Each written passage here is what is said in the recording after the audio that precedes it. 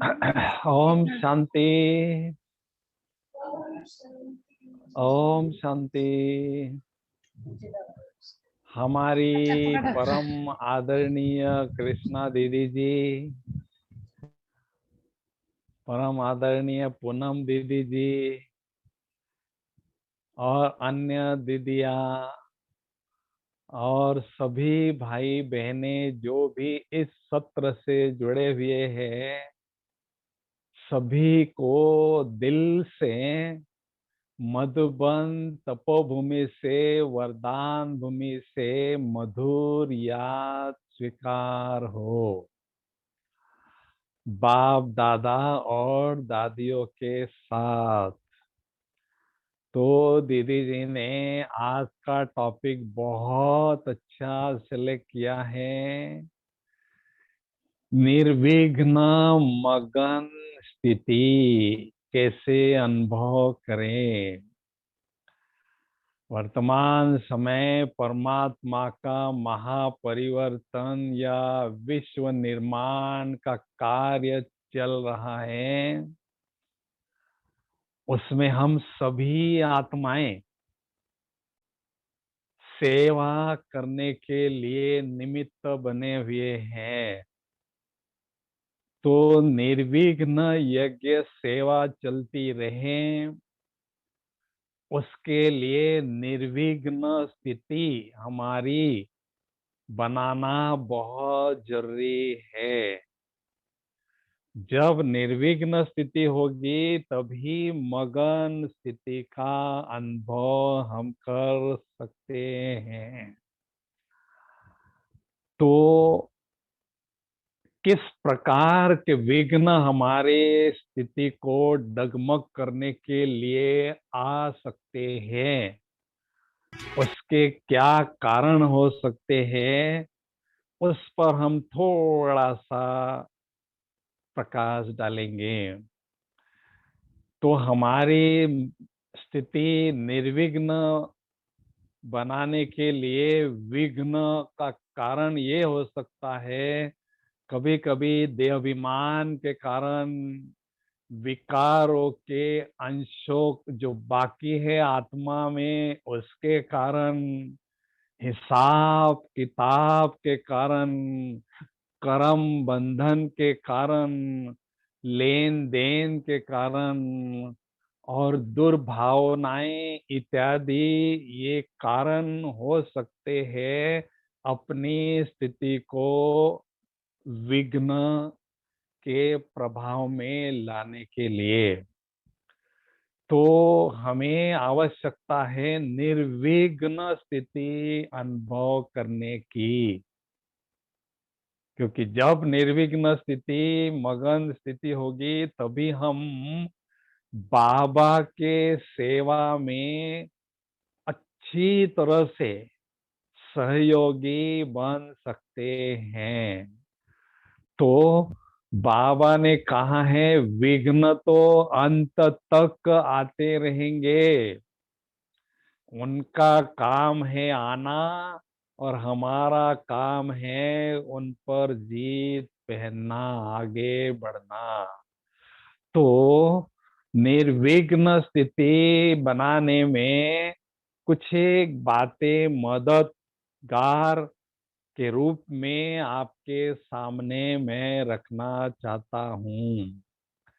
सबसे पहली बात, निर्विघ्न स्थिति अनुभव करने के लिए अमृत वेले से मैं निर्विघ्न आत्मा हूँ, इस श्रेष्ठ स्वमान का अभ्यास करें।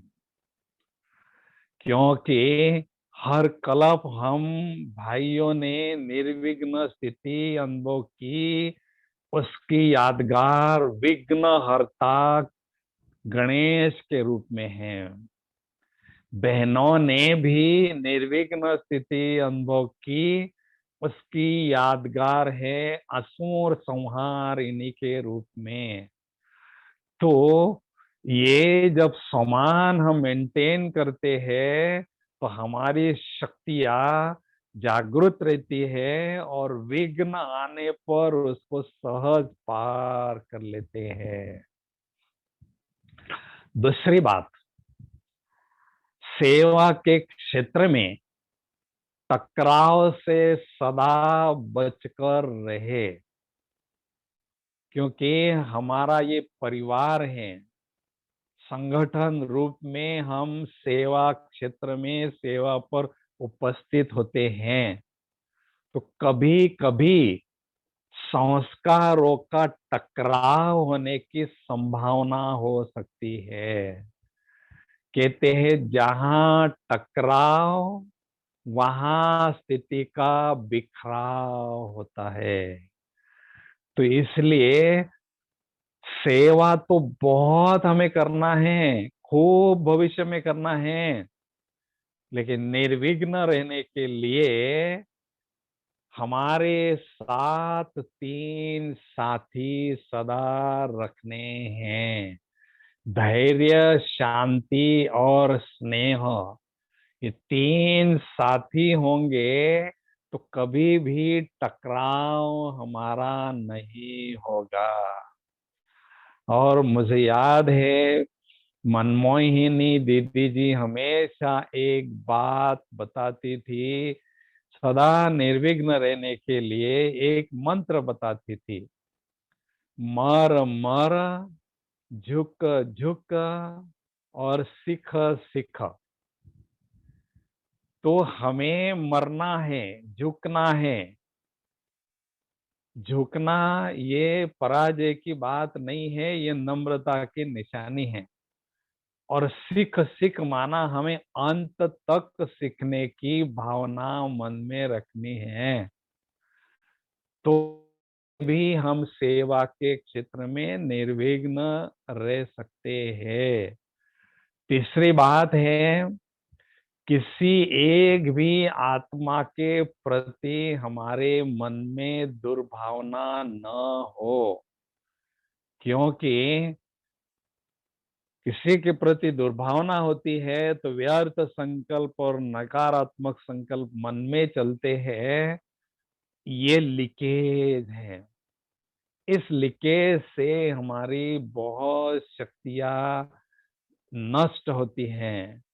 इसलिए हमेशा हर आत्मा के प्रति शुभ भावना रखने के लिए बहुत अच्छी युक्ति बाबा ने बताई है। उस आत्मा का आदि अनादि स्वरूप और अंतिम फरिश्ता स्वरूप देखना है, तो हमारे मन में कभी भी दुर्भावना नहीं होगी। दुर्भावना होगी तो अशुद्ध संकल्प हमारे मन में चलेंगे, अशुभ भावनाएं होगी, उसके कारण हमारी ही स्थिति निर्विघ्न रही रहेगी, विघ्न रूप बनेगी। तो इस बात को हमें जरूर अपनाना है। चौथी बात, विघ्नों को हमें कागज का शेर समझना है। बाबा कहते हैं जो मोटी बुद्धि वाली आत्माएं होती है वो छोटे से विघ्न को भी पहाड़ जैसा अनुभव करते हैं, और जो महीन बुद्धि वाली आत्माएं होती है वो पहाड़ जैसे समस्या को भी राई की तरह या रुई की तरह अनुभव करते हैं, अर्थात कागज के शेर के रूप में अनुभव करते हैं। क्योंकि हम देखते हैं जब हवाई जहाज में यात्रा करते हैं विमान में, तो बाजू में खिड़की से नीचे देखते हैं तो बड़ी बड़ी मंजिलें जो इमारतें होती है वो बहुत छोटी सी लगती है। बड़ी बड़ी कार जो होती है वो माचिस की डब्बी की तरह छोटी सी लगती है। तो कोई भी विघ्न आता है तो उसको हमें कागज की शेर के तरह से देखना है और उस पर विजय प्राप्त करना है। तो बहुत जो अच्छी इमारतें होती है स्थिति वो हमारी बनती बहुत जाएगी।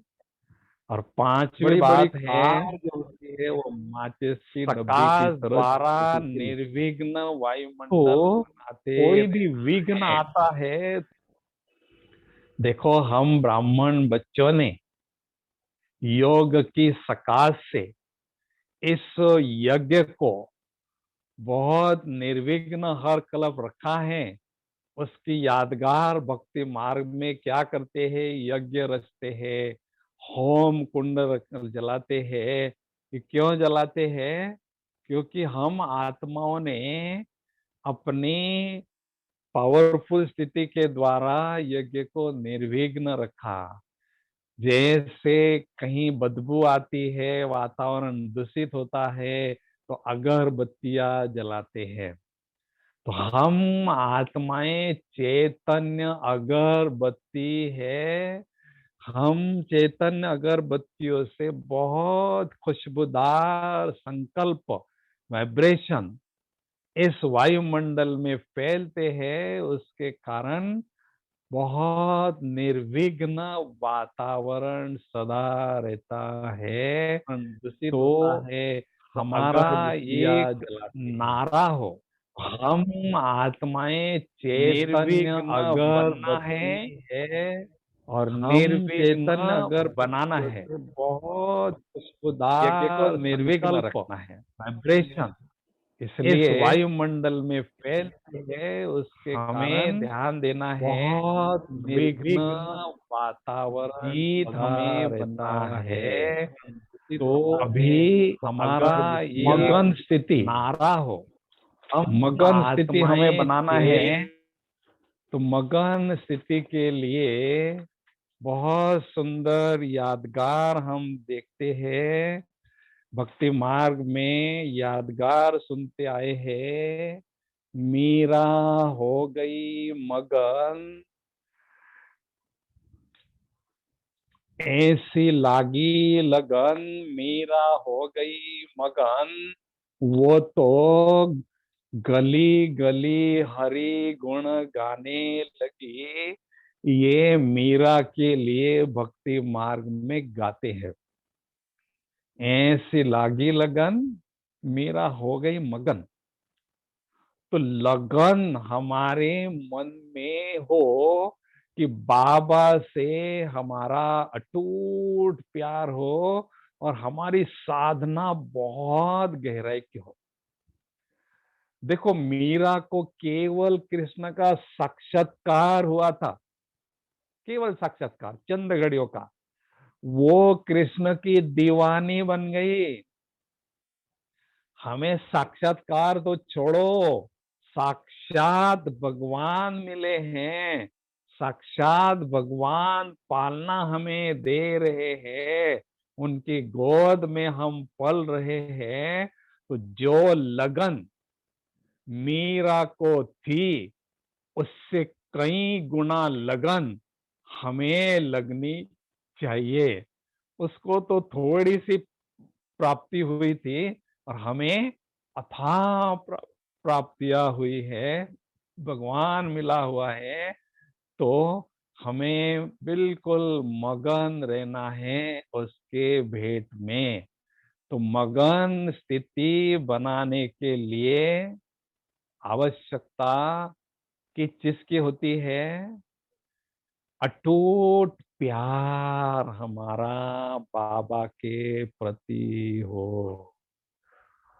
तो अटूट प्यार अगर बाबा से हमारा होगा, तो बाबा की याद में सदा हम मगन रहेंगे। मगन स्थिति को ही खो जाना कहते हैं। मगन स्थिति को ही लवलीन स्थिति कहते हैं।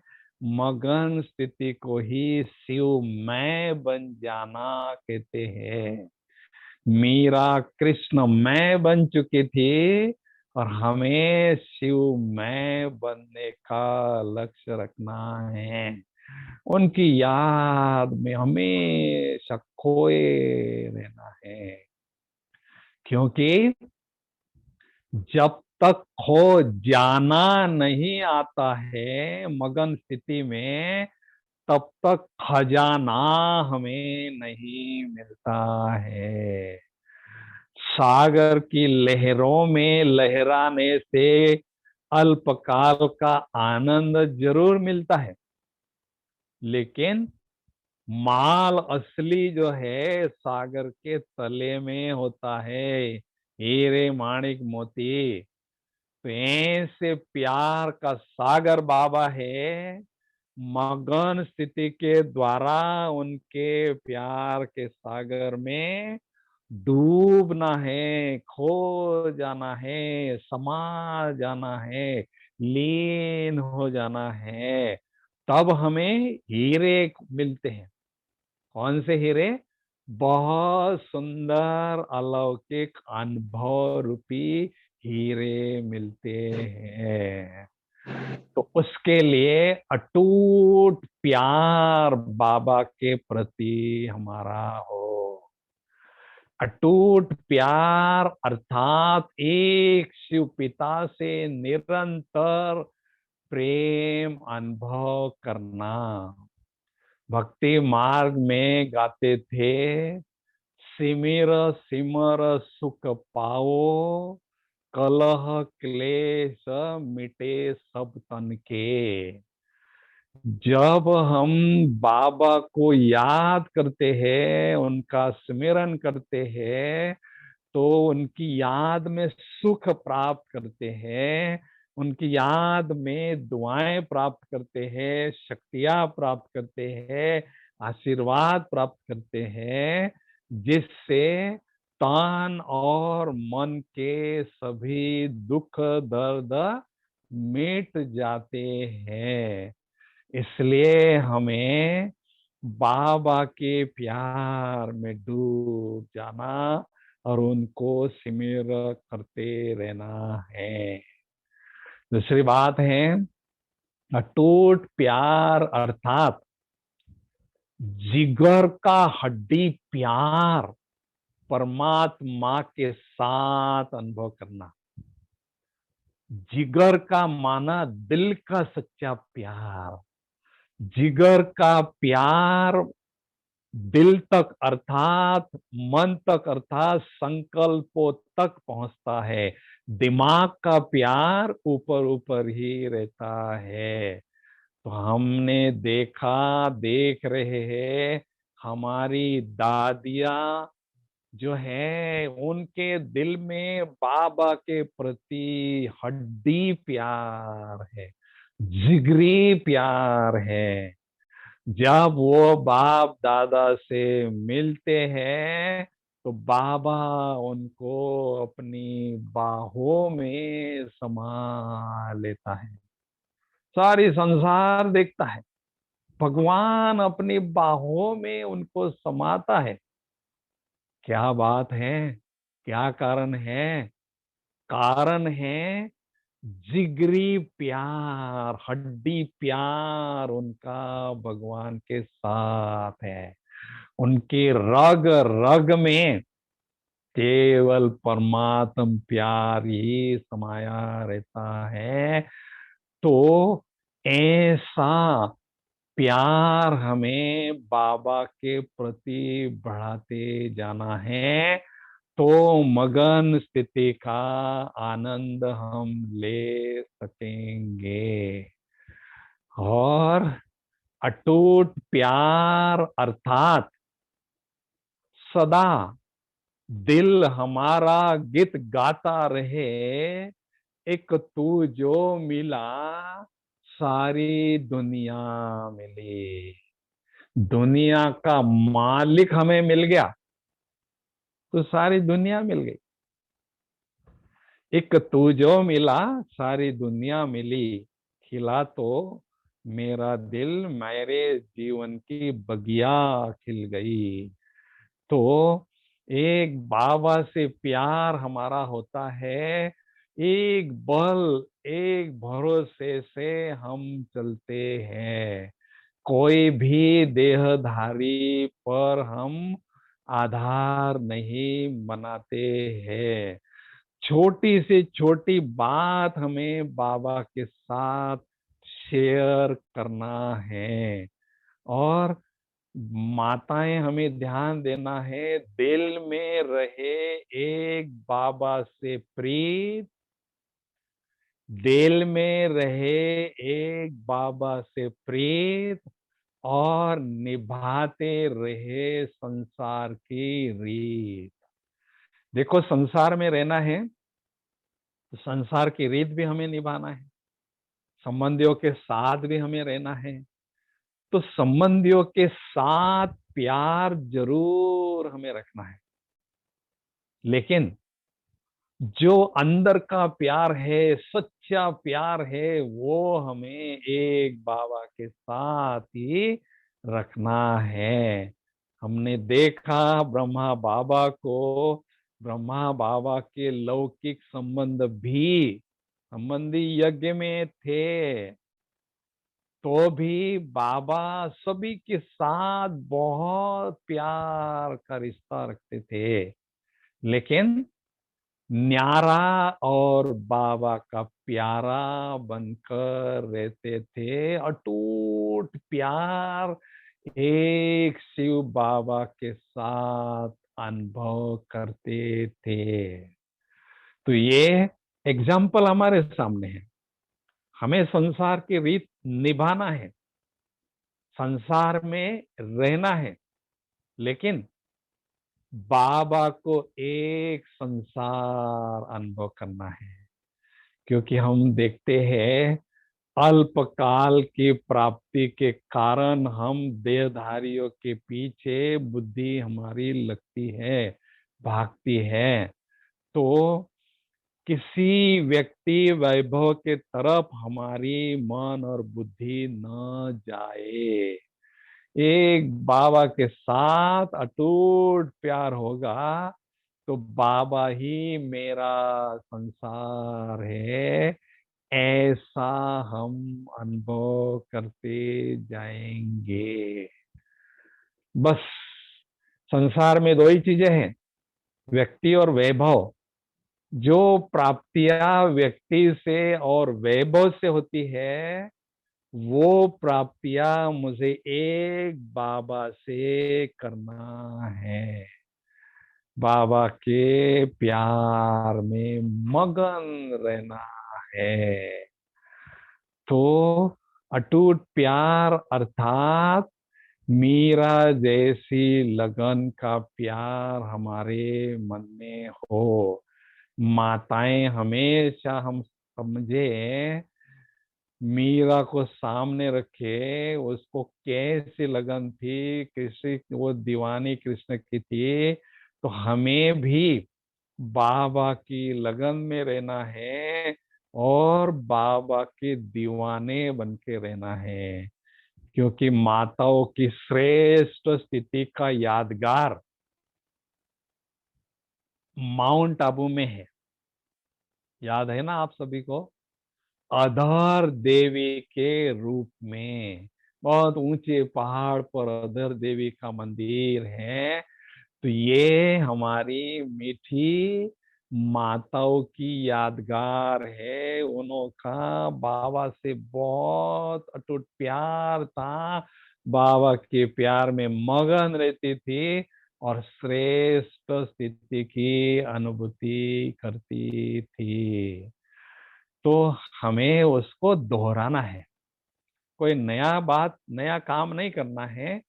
केवल कल्प पहले जो सा पुरुषार्थ किया है, ऐसा हमें करना है। अभी देखो, प्यार किससे होता है? देखो, हमारे पास कुछ भी नहीं है। सुदामा के पास क्या था? कुछ भी नहीं था, मुट्ठी चावल था। तो हम सभी सुदामा हैं। हमारे पास क्या है?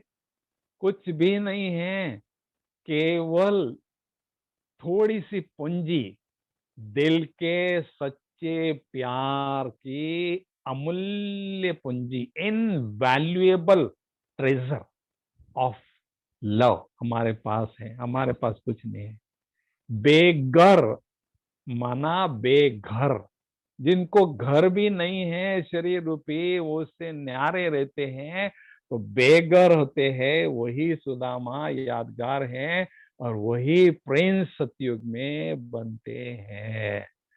तो प्यार का सौदा हमें केवल बाबा के साथ ही करना है, किसी आत्मा के साथ, वस्तु के साथ प्यार शेयर नहीं करना है। हमारे पास कॉन्ट्रास्ट क्लियर हो तो क्यों हमें देहधारी से प्यार नहीं करना है, क्यों हमें बाबा से ही प्यार करना है, उसके लिए मैं कुछ बातें आपके सामने कॉन्ट्रास्ट के रूप में रखना चाहता हूं। परमात्म प्यार ही विश्वास पात्र प्यार होता है। आत्माओं के प्यार में आप विश्वास नहीं रख सकते हैं, क्योंकि द्वापर युग से हमने केवल आत्माओं के साथ प्यार करके धोखे ही अनुभव किए, कड़वे अनुभव किए। केवल परमात्म प्यार ही ट्रस्ट वर्दी लव है, रियलाइबल लव है। दूसरी बात, केवल परमात्म प्यार ही अनकंडीशनल है और अनकॉम्प्लिकेटेड है। आत्माओं के प्यार में तो कंडीशन है। अगर आप मुझे 100 रुपए का सहयोग देंगे तो मैं आपको 100 का ही सहयोग दूंगा, उससे बढ़कर नहीं दूंगा। लेकिन परमात्मा के प्यार में कोई कंडीशन नहीं है, कोई कॉम्प्लिकेशन नहीं है। बाबा कहते हैं केवल मुझे सच्चाई चाहिए। सच्चे दिल पर साहब राजी, ऊपर वाले साहब को राजी करना है। कहते ऊपर उठना है तो ऊपर वाले को राजी करना है, ऊपर वाले की कंपनी में रहना है, उसका हाथ पकड़ना है। तो उसके लिए आवश्यकता है सच्चे प्यार भगवान के साथ करने की। तीसरी बात है केवल परमात्म प्यार ही बेहद का प्यार है। आत्माओं का प्यार तो हद का है, वो सागर है और ये गागर है। एक गागर भी छलक रही है, वे क्या प्यार करेंगे इनसे। हद का प्यार है और विनाशी प्यार है और स्वार्थ भरा प्यार है। केवल परमात्म प्यार ही निस्वार्थ प्यार है। इस दुनिया में स्वार्थ के बिना कोई भी किसी से प्यार नहीं करता है। स्वार्थ की डोर से ये संसार बंधा हुआ है। तो केवल परमात्म प्यार ही निस्वार्थ प्यार है। और दूसरी बात है केवल परमात्म प्यार ही हमें प्योर बनाता है। पतित पावन वही है। आत्माओं का प्यार तो हमें इम्प्योर बनाता है, पतित बनाता है, क्योंकि बॉडी भी पतित है, आत्मा भी पतित है। प्यार शेयर करेंगे तो पतित ही बनेंगे। अंतिम बात है परमात्म प्यार हमें इस दुनिया से पार ले जाता है। कहते हैं जो टॉप क्वालिटी की आत्माएं होती हैं वो टॉप फ्लोर पर रहती है, परम धाम में बुद्धि के द्वारा रहती है। तो ये है परमात्म प्यार का चमत्कार। इसलिए हमें प्यार का सौदा मगन स्थिति अनुभव करने के लिए उसके साथ ही करना है। तो प्यार इस दुनिया में किससे होता है भाई?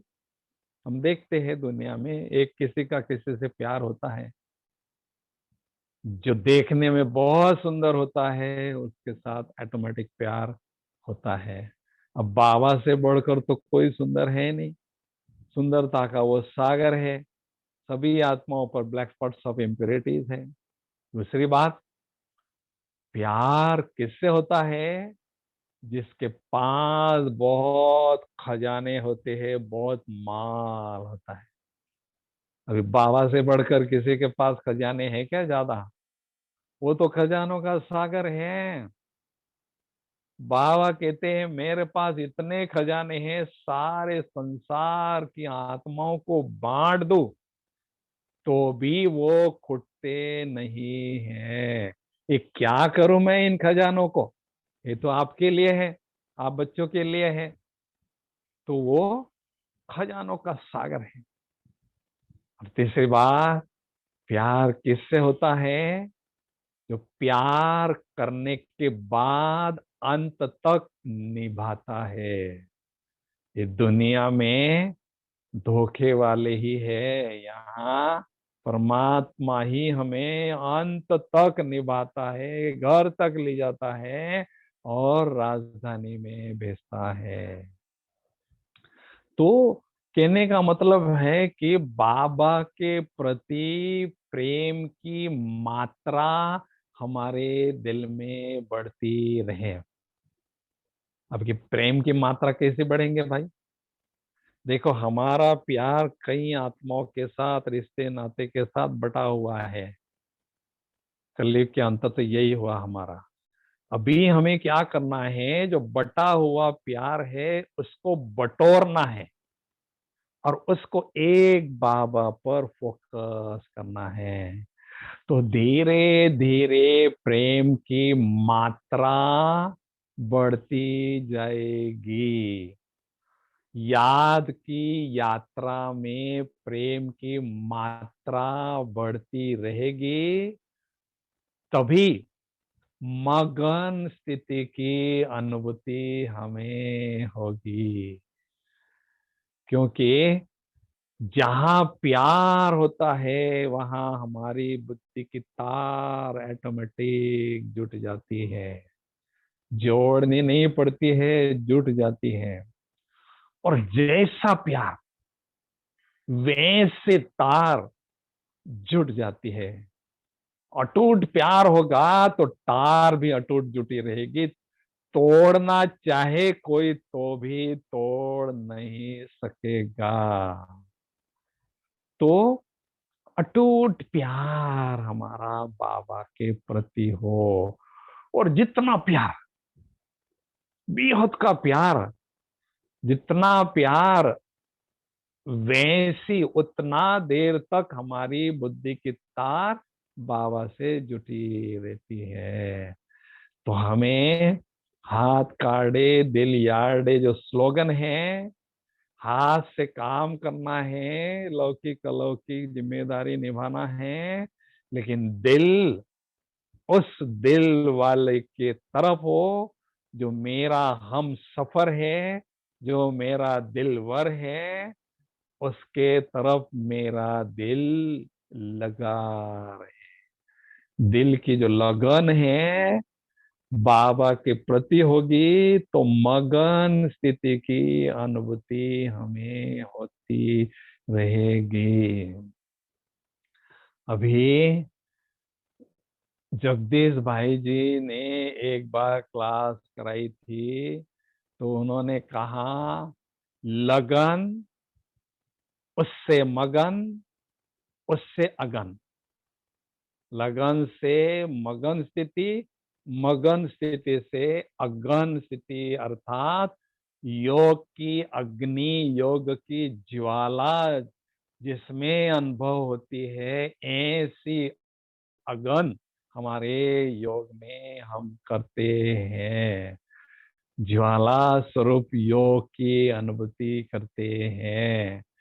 क्योंकि जब मगन स्थिति होती है तो हम बाबा के प्रति कंबाइंड स्थिति में स्थित होते हैं, बाबा के प्यार में खो जाते हैं, शिव मैं बन जाते हैं, अपने अस्तित्व को खो देते हैं तो एक तरफ बाबा प्यार के सागर हैं और उनसे कंबाइंड हो जाएंगे तो प्रेम स्वरूप याद शक्ति स्वरूप याद में परिवर्तन होती है। लवफुल याद पावरफुल याद में परिवर्तन ऑटोमेटिक होती है। तो हमें क्या करना है, पहले तो बाबा के प्यार में मगन होने के लिए कुछ पुरुषार्थ करना है। कौन सा पुरुषार्थ करना है? सारे दिन भर में स्व और मान। स्व माना मैं आत्मा, मान अर्थात मैं महान आत्मा। जब स्व और मान का अभ्यास करेंगे तो आत्मा एकदम खुशी में नशे में चूर रहती है। ये देह का भान भूल जाती है और एकदम नशे में चूर होती है।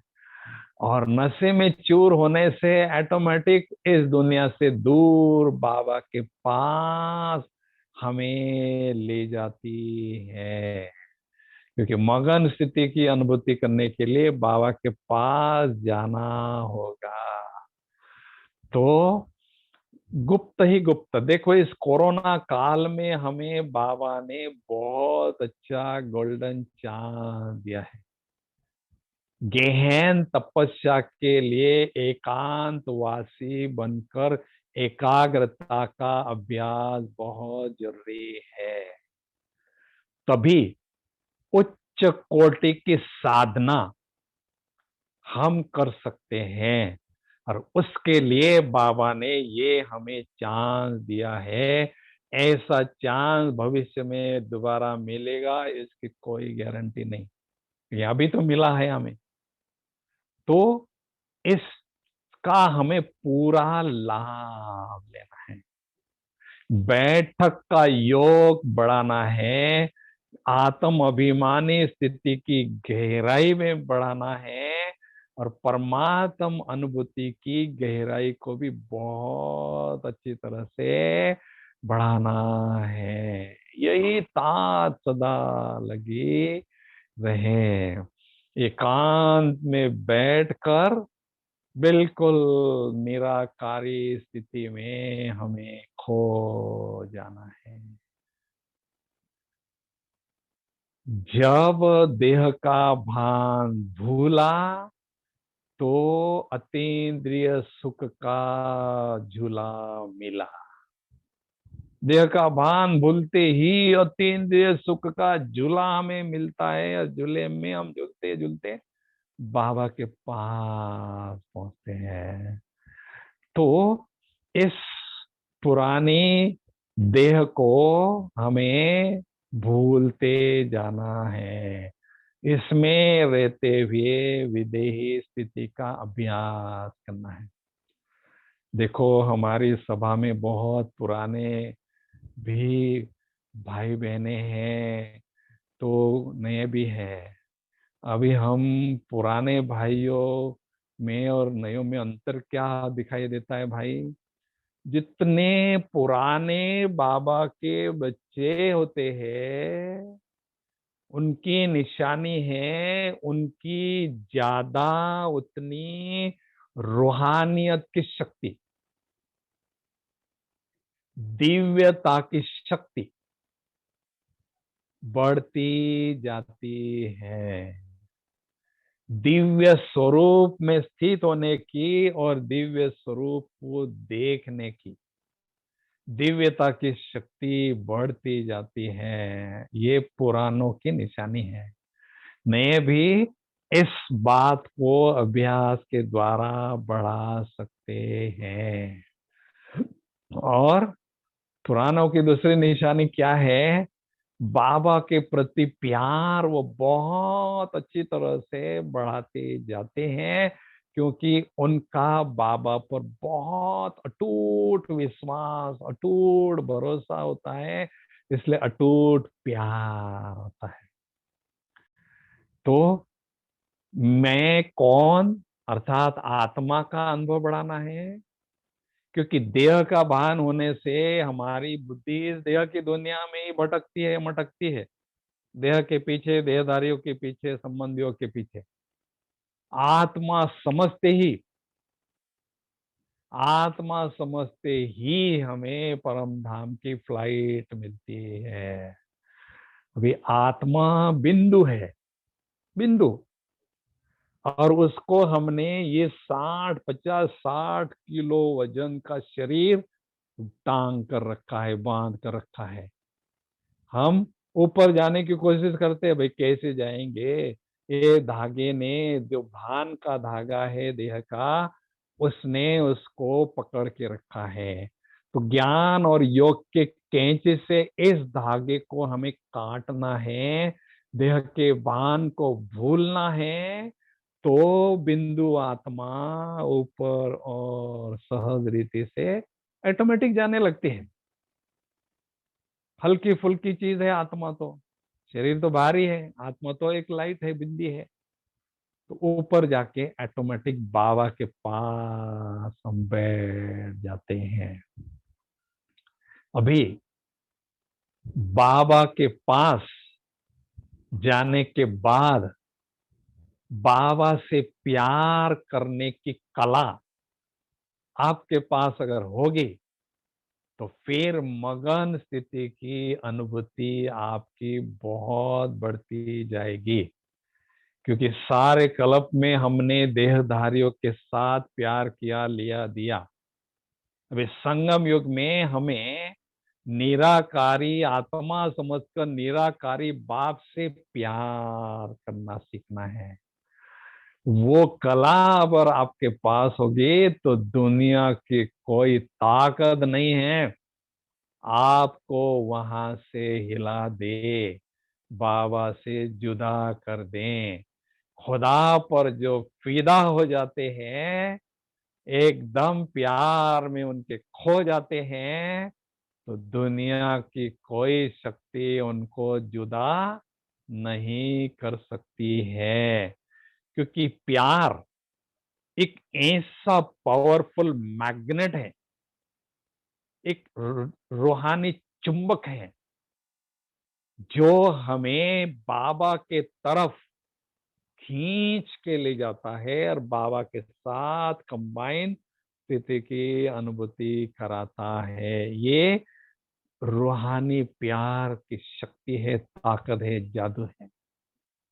तो हजारों मीलों की दूर हमारे और बाबा के बीच में है, उस दूरी को समाप्त करके एकदम आमने सामने मुलाकात कराता है ये रूहानी प्यार।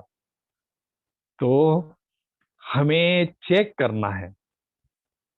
देखो, सृष्टि के ग्लोब पर बैठना है और चेक करना है, कोई ग्लोब पर ऐसा व्यक्ति या ऐसी कोई वस्तु या वैभव तो नहीं है जहां मेरी बुद्धि बार बार जाती है। अगर जाती भी है तो कोई बात नहीं, चेक करना है और उसको चेंज करना है, बाबा की तरफ ट्रांसफर करना है।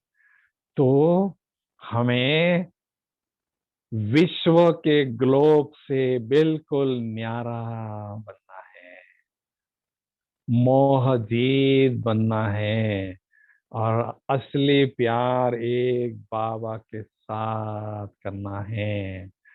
तो इस अभ्यास को हम बढ़ाते जाएंगे, तो समान में रहने से मन और बुद्धि हमारी ईश्वरीय नशे से और ईश्वरीय खुशी से भरपूर होती है।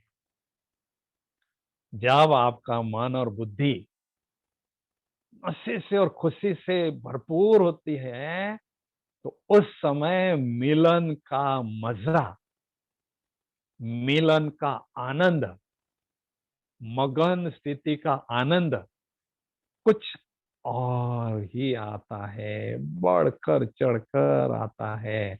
अगर हम ऐसे ही रूटीन से फॉर्मेलिटी के रीति से बैठते हैं तो थोड़ा सा रूखा सूखा अनुभव हमें होता है। लेकिन संगम का मजा लेना है, अर्थात मैं आत्मा परमात्मा के संग में सदा रहती हूँ, उनके रंग में सदा रंगती हूँ। ये है संगम का मजा। तो अगर आपको कोई पूछे आपके जीवन के सबसे खुशनुमे पल कौन से हैं, जीवन के गोल्डन डायमंड मोमेंट्स कौन से हैं, तो क्या जवाब देंगे भाई?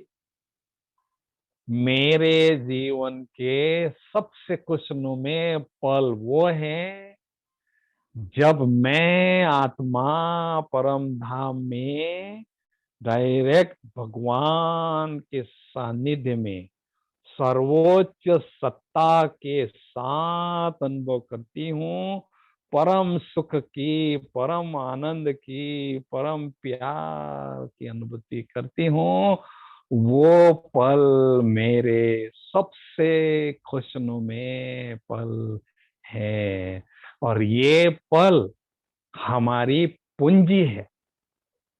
सारे कल्प में ये मौका हमें नहीं मिलने वाला है। केवल संगम युग में ही मगन स्थिति के द्वारा इन पलों की पूंजी को आप बढ़ा सकते हैं, और उसी के आधार पर इस योग की रेस में विनर बन सकते हैं। हम सभी इस रेस में दौड़ रहे हैं, रेस में रनर बन के भाग रहे, दौड़ रहे हैं अपने लक्ष्य की ओर। तो हमें विनर बनना है, रनर नहीं, विनर बनना है। तो इस रेस में बहुत तेजी से भागना है।